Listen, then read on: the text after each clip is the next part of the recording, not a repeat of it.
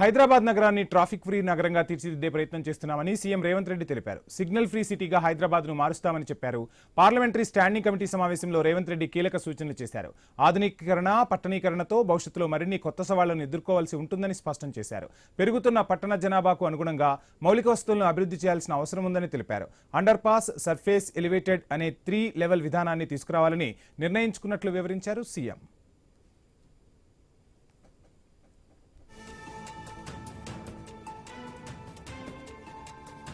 ఇక ట్రాఫిక్ నియంత్రణకు కేవలం రోడ్ల విస్తరణ మాత్రమే సరిపోదని ముఖ్యమంత్రి స్పష్టం చేశారు. మల్టీ ట్రాన్స్పోర్ట్ సిస్టమ్ను అభివృద్ధి చేయాల్సిన అవసరం ఉందని గుర్తు చేశారు. పార్కింగ్ ఇబ్బందులను అధిగమించేందుకు నగరంలో మల్టీ లెవెల్ పార్కింగ్ ఏర్పాట్లు చేస్తున్నామన్నారు. రాష్ట్రాన్ని 3 భాగాలుగా అభివృద్ధి చేసేందుకు ప్రణాళికలు రూపొందించామని అన్నారు. ప్యూర్ కేర్గా అభివృద్ధిని 3 భాగాలుగా విభజించుకున్నామని తెలిపారు.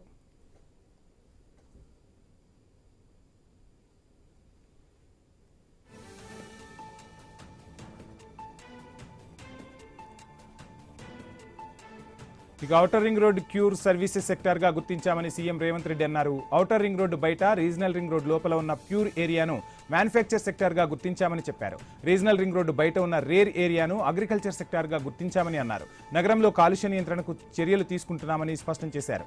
ఆర్టీసీలో ఈవీ బస్సులను తీసుకొస్తున్నామని ముఖ్యమంత్రి వెల్లడించారు.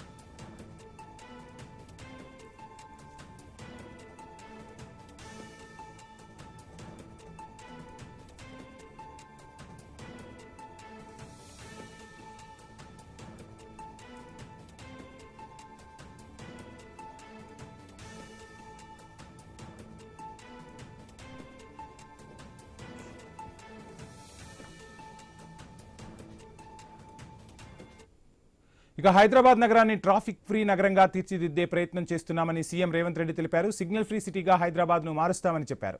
ఇదే అంశానికి సంబంధించి ఫుల్ డీటెయిల్స్ మా ప్రతినిధి ఏవై స్వామి అందిస్తారు. స్వామి, చూస్తున్నాం నిత్యము హైదరాబాద్ ఏ విధంగా ట్రాఫిక్ వలయంలో హైదరాబాద్ నగరవాసులు చిక్కుకుంటున్నారో మనం చూస్తున్నాం. ప్రభుత్వాలు ఎన్ని చర్యలు తీసుకుంటున్నా ఆ చక్రబంధం నుంచి మాత్రం ప్రజలు ఇబ్బందులు ఎదుర్కొంటూనే ఉన్నారు. సో ఎటువంటి మార్పులు రాబోతున్నాయి? సీఎం ఏం చేయదలుచుకున్నారు? ఈ సీఎం చెప్పినట్టుగా ఈ మార్పులు వస్తే ట్రాఫిక్ ఫ్రీ సిటీగా హైదరాబాద్ మారబోతుందా? డీటెయిల్స్ ఏంటి?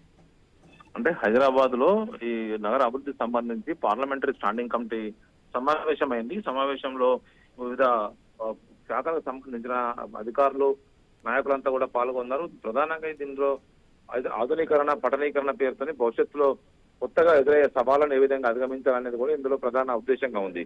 పెరుగుతున్న నగర జనాభా అనుగుణంగా మౌలిక వసతులు కల్పించుకోవడమే ప్రధాన ఉద్దేశంతో ఈ సమావేశం నిర్వహిస్తున్నారు. ఇందులో హైదరాబాద్ నగరాన్ని ట్రాఫిక్ ఫ్రీ నగరంగా తీర్చిదిద్ది నగరంలో సిగ్నల్ లేని సిటీగా తీర్చిదిద్దాలని చెప్పేసి భావిస్తున్నట్టుగా కూడా సీఎం చెప్పినట్టుగా తెలుస్తుంది. అండర్ పాసులు, సర్ఫేస్, ఎలివేటెడ్ అని అనేక రకాల 3 లేన్ విధానాన్ని తీసుకోవాలని చెప్పేసి కూడా భావిస్తున్నారు. ఇటు ఒకవైపు కొత్తగా అనేక నూతన ఫ్లైఓవర్లు, అండర్ పాసులు, ఎలివేటెడ్ కారిడార్ లాంటివి తీసుకొచ్చి నగరాన్ని ట్రాఫిక్ కి మరింత వైపు ఈజీ మూవ్మెంట్ ఉండేలాగా చూస్తామని చెప్పేసి భావిస్తున్నారు.